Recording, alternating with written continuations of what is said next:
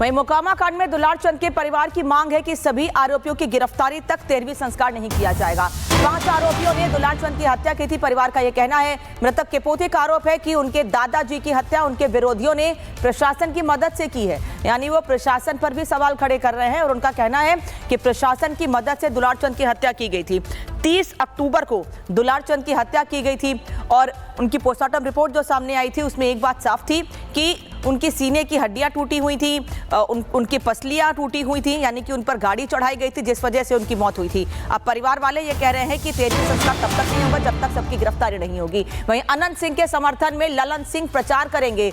आज मोकामा में रैली और रोड शो करेंगे ललन सिंह अनंत सिंह के लिए प्रचार करेंगे। केंद्रीय मंत्री ललन सिंह जो कि मोकामा से जेडीयू के प्रत्याशी अनंत सिंह के लिए चुनाव प्रचार करेंगे। अनंत सिंह को 14 दिन की न्यायिक हिरासत में भेजा गया है। ऐसे में अनंत सिंह प्रचार नहीं कर सकते हैं, लेकिन उनके समर्थन में तमाम जेडीयू के बड़े नेता तैयार हैं कि अब वो उनके लिए चुनाव प्रचार करेंगे। अब ललन सिंह चुनाव प्रचार करेंगे। तस्वीर हम आपको दिखा रहे हैं। अनंत सिंह गाड़ी में बैठ रहे हैं। ललन सिंह चुनाव प्रचार करेंगे अनंत सिंह के लिए। अनंत सिंह जो कि मोकामा से जेडीयू के प्रत्याशी हैं, उनके लिए चुनाव प्रचार करेंगे केंद्रीय मंत्री ललन सिंह। बिहार में सुशासन का राज है, ये नीतीश कुमार ने एक बार फिर दिखा दिया है। कोई भी अगर अपराध करेगा तो उसके खिलाफ कार्रवाई होगी, भले ही वो अपनी ही पार्टी का क्यों ना हो। मोकामा हत्याकांड में आरोपी अनंत सिंह को पुलिस ने गिरफ्तार किया, उसके बाद कोर्ट में पेश किया गया, न्यायिक हिरासत में भेजा गया है। अनंत सिंह 14 दिनों की न्यायिक हिरासत में भेज दिए गए हैं, लेकिन इसके बावजूद विपक्षी दल सियासत कर रहे हैं। अनंत सिंह की गिरफ्तारी को खाना पूर्ति बता रहे हैं। रिपोर्ट देखिए।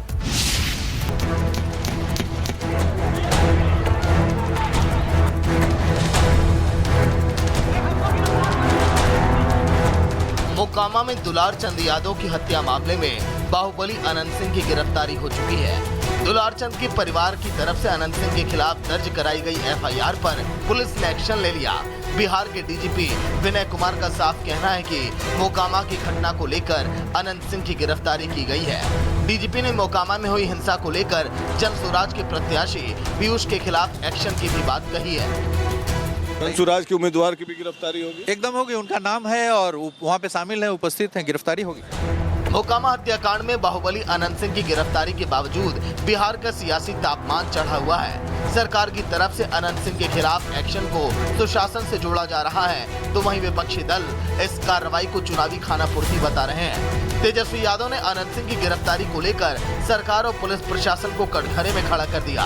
तेजस्वी ने इस कार्रवाई को दिखावे की कार्रवाई बताया, तो वहीं एलजेपीआर की तरफ से चिराग पासवान ने इस कार्रवाई को अपराध के खिलाफ जीरो टॉलरेंस बताया है।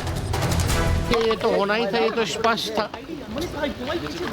जिस प्रकार से घटना हुई है, अंजाम दिया गया है, तो ये तो होना ही था। लेकिन प्रधानमंत्री जी आज आ रहे हैं। आज भी देखिए बिहार में रोहतास में आरा में पिता पुत्र की हत्या कर दी गई। लगातार जो है महाजंगल राज की स्थिति बिहार में बनी हुई है। कोई ऐसा दिन नहीं बिहार में जहां गोलियां ना चल रही हैं। अगर अपराधियों को संरक्षण देती तो कल रात जो कार्रवाई हुई है वो नहीं होती। हमारी सरकार एक बात को लेकर स्पष्ट है, और जैसा मुख्यमंत्री नीतीश कुमार जी कहते हैं कि ना हम किसी को बचाते हैं ना हम किसी को फंसाते हैं, ऐसे में ये एक न्यायिक प्रक्रिया का हिस्सा है। मोकामा में दुलार चंद की हत्या के बाद चुनाव आयोग पर भी सवाल खड़े हो रहे थे। विपक्ष चुनाव आयोग की व्यवस्थाओं पर लगातार सवाल उठा रहा था, जिस पर सीईसी ज्ञानेश कुमार ने विपक्ष को दो टूक जवाब दिया। ज्ञानेश कुमार ने कहा कि बिहार में चुनाव के दौरान किसी भी तरह की हिंसा पर जीरो टॉलरेंस के तहत एक्शन लिया जाएगा। अपराधी कोई भी हो उसे बख्शा नहीं जाएगा। चुनाव आयोग यह स्पष्ट करना चाहता है कि election commission has zero tolerance towards violence। हिंसा की कोई भी गतिविधि बर्दाश्त नहीं की जाएगी और सामान्य मतदाता शांतिपूर्वक अपनी स्वेच्छा के अनुसार पारदर्शी तरीके से मतदान कर पाए। चुनाव आयोग उसके लिए पूरी तरह तैयार है। मोकामा हत्याकांड को लेकर चुनाव आयोग भले ही जीरो टॉलरेंस के तहत एक्शन की बात कह रहा है, लेकिन कांग्रेस इस कार्रवाई को सरकार में आने पर रिव्यू करने की बात कह रही है। कांग्रेस नेता सचिन पायलट ने चेतावनी देते हुए कहा कि अगर इस मामले में न्याय नहीं हुआ तो महागठबंधन की सरकार बनने पर पूरे मामले का रिव्यू होगा और दोषियों के खिलाफ सख्त कार्रवाई की जाएगी। तो वहीं केंद्रीय मंत्री जीतन राम मांझी ने नीतीश कुमार की सरकार के एक्शन को सुशासन बताया है। मांझी ने कहा कि हम न किसी को बख्शते हैं और न ही फंसाते हैं।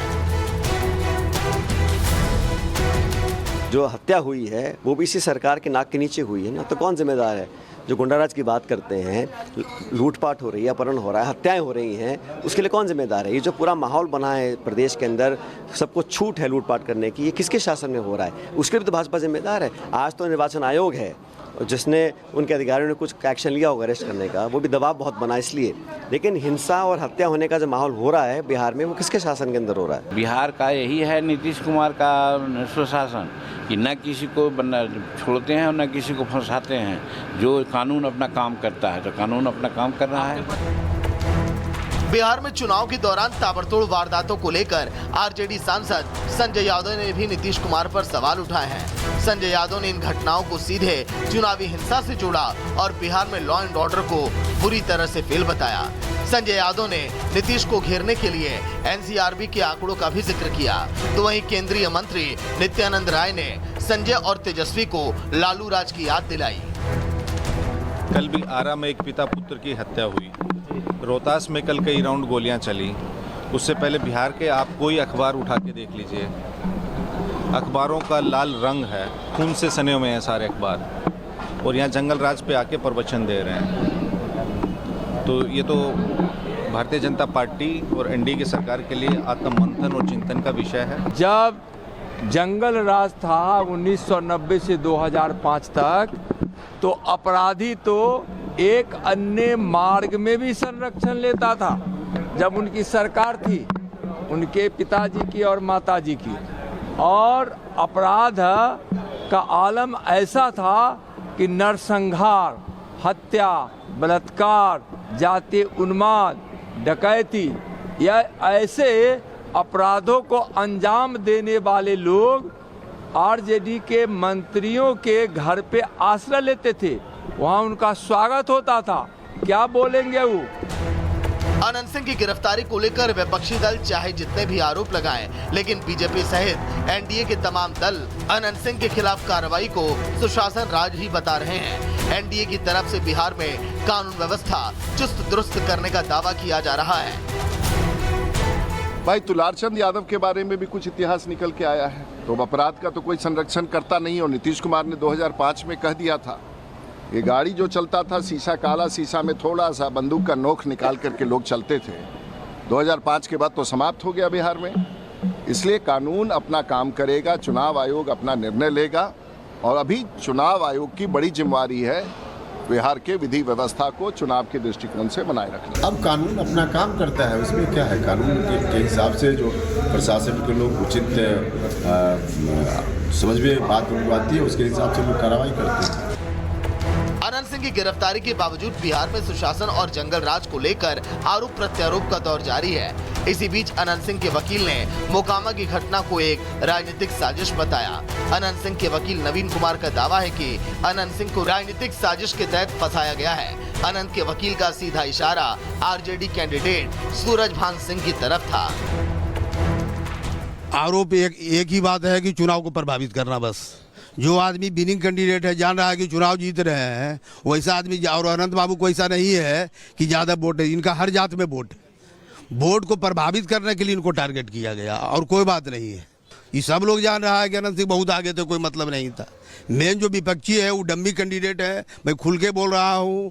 जो जनसुराज के है वो डम्मी है, सूरजभान सिंह के इशारे पर वो कार्य कर रहा है, इसमें कोई संदेह नहीं है। सारा षड्यंत्र तो सूरज सिंह का किया हुआ है। मोकामा में दुलारचंद की हत्या ने बिहार के पूरे सियासी समीकरण को बदल कर ही रख दिया।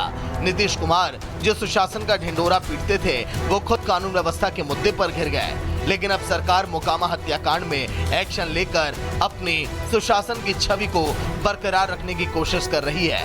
लेकिन सवाल ये है कि क्या इस बार बिहार में भयमुक्त चुनाव हो पाएगा? क्या पुलिस दुलार चंद को इंसाफ दिला पाएगी? और सबसे बड़ा सवाल ये है कि क्या अनंत सिंह ही दुलार चंद की हत्या का जिम्मेदार है या फिर उन्हें राजनीतिक साजिश का शिकार बनाया गया? Bureau report, Republic Bharat.